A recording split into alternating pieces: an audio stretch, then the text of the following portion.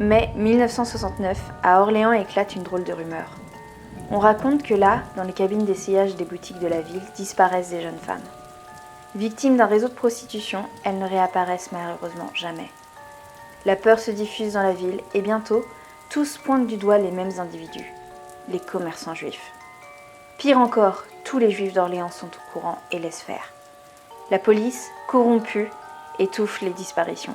Mais les Orléanais le savent, on leur vole leurs filles. Psychose générale ou effrayant réseau, quelle est en fait cette rumeur qui a enflammé la ville en seulement quelques semaines ?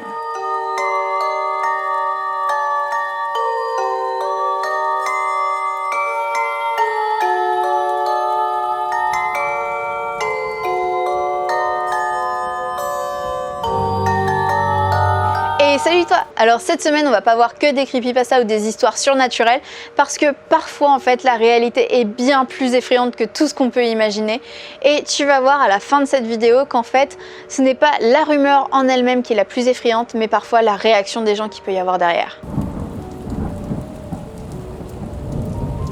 Ça va commencer comme beaucoup de légendes urbaines, c'est-à-dire dans la cour de récréation.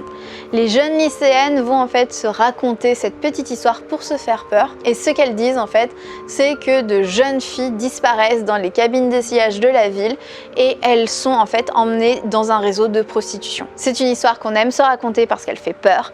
Et comme chaque légende urbaine, elle est tout simplement liée à un lieu qu'on connaît, à savoir les cabines d'essayage. Et les cabines d'essayage de la ville plus précisément. Encore une fois, comme chaque légende urbaine, elle va venir en fait avec cette petite teinte de réalité, c'est-à-dire c'est je connais quelqu'un qui connaît quelqu'un qui, et va venir en fait se mêler le faux et le vrai. Est-ce que c'est toujours un jeu? Est-ce que c'est devenu la réalité? En fait on sait même plus. Et la rumeur va venir enfler au point de devenir carrément une histoire médiatique et politique. Parce que ces fameuses boutiques, ce sont celles des commerçants juifs. Et oui, tous les juifs d'Orléans sont dans le coup. Si ce n'est pas activement en fait, c'est par leur silence. En tout cas, ils savent tous et ils sont tous dedans. On parle carrément en fait limite de mafia juive. En tout cas, les Orléanais sont catégoriques là-dessus. Tous sont dans le coup et tous sont coupables. Et puis les détails commencent à s'étoffer, à se construire. Donc comment font-ils pour kidnapper ces jeunes femmes blanches? C'est tout simple. Ils mettent une aiguille dans les talons des chaussures et lorsque les jeunes filles partent dans les cabines d'essayage pour essayer les vêtements et du coup les chaussures, elles se piquent, elles sont empoisonnées, elles tombent dans les pommes. Et là en fait, on va juste ouvrir une petite trappe qui va mener à un réseau souterrain. Ce réseau souterrain, il traverse tout Orléans. Et il mène directement à une flotte de sous-marins dans lesquels vont partir ces jeunes filles pour en fait le monde entier et être prostituées là-bas. Alors toi, ça te paraît peut-être totalement insensé cette histoire, mais en fait en mai 1969, les gens vont tellement se monter la tête que tout le monde va finir par y croire. Même les personnes les plus raisonnables vont finir par être sûres que c'est vrai. Vu que tout le monde en parle, c'est forcément que c'est vrai. La police dément et dit qu'il n'y a aucune disparition, et c'est forcément que c'est louche. Ça veut dire que la police est corrompue. Ajoute à ça en plus le stéréotype, le cliché du commerçant juif bourré aux as qui va venir payer la police et c'est bon, t'as tout le tableau.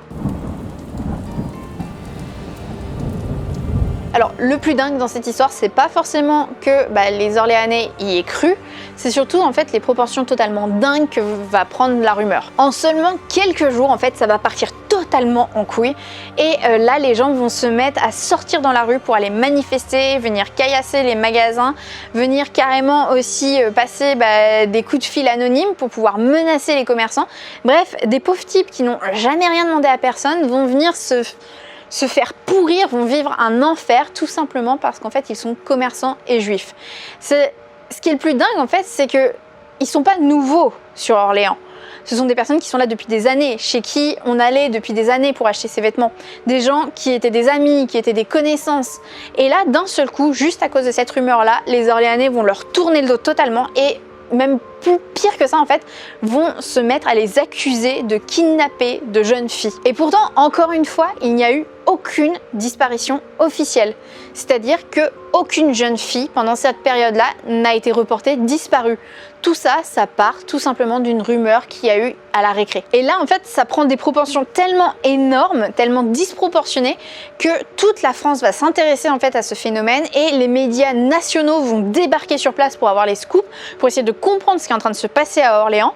Et pour que tu te rendes compte en fait à quel point c'était dingue, tu as des sociologues qui vont se pencher sur toute cette affaire, et carrément un sociologue en particulier, Edgar Morin, qui va décider en fait de prendre ses valises, de venir à Orléans et d'étudier vraiment le phénomène en direct, essayer de comprendre pourquoi les gens en fait ont tous perdu la boule et se sont mis à menacer des commerçants comme ça sans aucune raison, sans aucune preuve. Alors comme tu l'auras compris, du coup, il n'y a jamais eu de réseau de prostitution en fait à Orléans, enfin en tout cas pas de ce type-là, il n'y a même jamais eu de doute.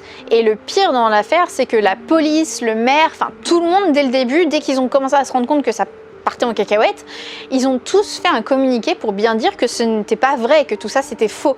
Et pourtant ça a eu aucune valeur en fait aux yeux des Orléanais. Et tout ça en fait ça va retomber mais aussi vite que c'est monté, et en 3 semaines plus personne n'en parle. 3 semaines, c'est tout ce qu'il aura fallu en fait pour rendre folle toute une ville entière, pour avoir un espèce de délire collectif complet, sorti de nulle part, sans aucune preuve, sans rien. Alors je sais pas si tu te rends compte, si tu imagines ce que ça fait d'avoir une folie comme ça collective à l'échelle d'une ville entière. La violence que ça peut engendrer en fait. Donc je t'ai dit qu'il y avait un sociologue, Edgar Morin, qui était venu sur place pour essayer d'étudier ce qui s'est passé. Et son analyse, elle est assez intéressante, je trouve.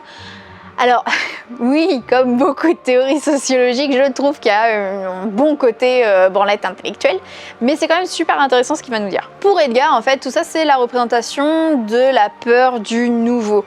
Parce qu'en 1969, arrive une nouvelle mode, celle des mini-jupes, celle de la liberté de la femme, et forcément, ça effraie un petit peu les parents qui voient leur fille aller de plus en plus dans ces fameuses boutiques avec cette fameuse mode du court, du dévêtu et ainsi de suite. Et pour contrer la peur de la liberté que ça provoque, eh bien, ils vont faire peur à leurs propres filles pour éviter qu'elles aillent dans ces boutiques. Donc en gros, peut-être que cette rumeur serait partie juste de parents qui auraient voulu effrayer leur fille, l'empêcher d'aller dans les boutiques. Cette fille l'aurait répété à ses amis et voilà d'où ça serait parti tout simplement. Bon, ajoute à ça que ces dites boutiques étaient souvent quand même tenues par des juifs, et puis le fait que l'antisémitisme c'est un truc qui a un petit peu du mal à se passer de mode. Donc paf, tu te retrouves avec une rumeur qui va tourner, qui va cartonner en fait. Cette rumeur, c'est tout simplement le truc idéal pour maintenir les filles enchaînées à leurs parents et les tenir surtout très très loin de cette mode décadente qui commençait à arriver. Dans ma vidéo sur les légendes urbaines que tu peux retrouver là, je te disais qu'en fait une légende urbaine avait la particularité de s'adapter au fil des siècles. C'était toujours la même, mais elle se transformait avec la société. Et c'est le cas en fait ici aussi, parce qu'on retrouve le thème du kidnapping des enfants, du kidnapping des femmes. C'est un thème qui revient très très souvent en fait. Il y a beaucoup de légendes urbaines qui sont liées à ça.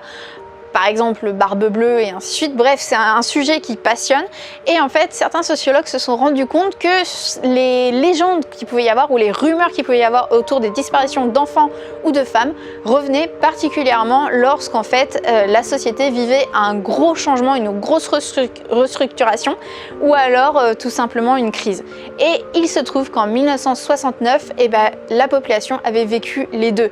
Il y avait, comme je te disais, l'arrivée de cette nouvelle mode qui venait changer totalement la vie des femmes, parce qu'on allait vers une liberté des femmes, et il y a eu en même temps en 1968 une crise qui avait frappé les Français, et donc tu combines les deux, ça donne le climat parfait pour créer une rumeur.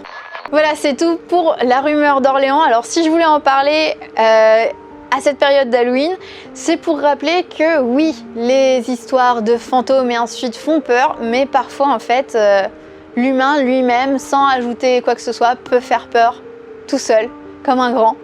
Et puis je trouvais ça super intéressant en fait, c'est en faisant mes recherches sur les légendes urbaines que je suis tombée dessus, et j'ai trouvé ça super fascinant de voir à quel point avec le délire collectif. En fait, on pouvait tous oublier notre bon sens tout simplement et se mettre à croire des trucs totalement dingues. Je trouvais ça cool et puis ça m'a fait penser à l'époque où je faisais des petites vidéos avec des théories du complot. Et d'ailleurs, ça m'a donné envie de refaire des petites théories du complot. Donc si t'en as des pas mal, dis-moi, ça peut être drôle de refaire ça. En tout cas, j'espère que ça t'aura plu. En tout cas, je te dis du coup à demain. Je t'embrasse fort. C'était Mélanie.